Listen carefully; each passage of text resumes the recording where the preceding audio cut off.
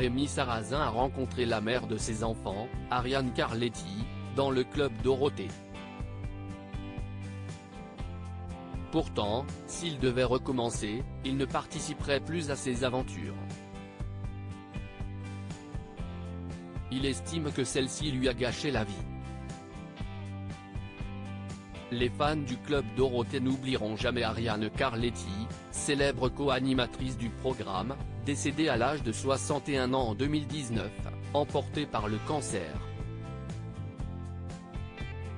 C'est sa fille, l'actrice Éléonore Sarrazin, qui avait raconté le long combat de sa mère contre la maladie. Elle s'est battue comme une lionne.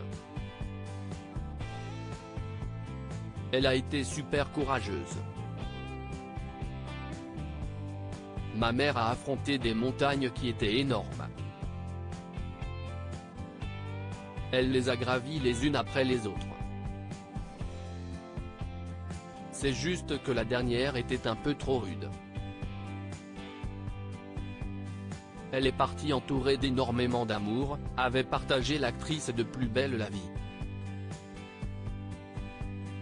La regrettée star du club Dorothée a été inhumée au cimetière du Père-Lachaise le 7 novembre 2019. Et malgré le temps qui passe, sa fille lui rend régulièrement hommage. C'est ce qu'elle avait fait en 2020, à l'occasion de sa première fête des mères sans Ariane Carletti. Longue vie aux échos de ton rire, à la chaleur de tes bras, à la lumière de ton sourire, à la bienveillance de ton regard. Et à tous ceux qui en ont profité et qui sont encore là pour remercier, écrivait l'interprète de Sabrina. Ariane Carletti a été la compagne de Rémi Sarrazin pendant plusieurs années jusqu'à leur séparation en 2002. Un coup dans la carrière bassiste et producteur, Rémi Sarrazin a également été membre des Musclés de 1987 à 1997, le groupe du club Dorothée. Et faire partie de cette folle aventure lui a joué des tours.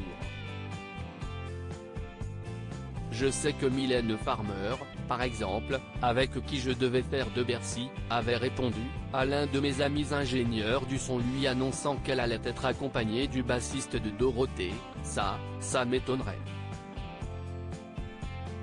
Comme si le fait de passer à la télévision signifiait que je n'étais plus musicien, expliquait-il en 2016 dans l'Obs.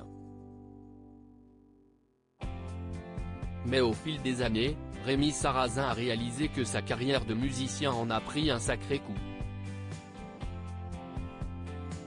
Il y avait les jaloux, le mépris de la profession, et puis le planning de dingue, entre le tournage de Salut les musclés, celui du club Dorothée, et la promotion un peu partout en France, on travaillait 7 jours sur 7.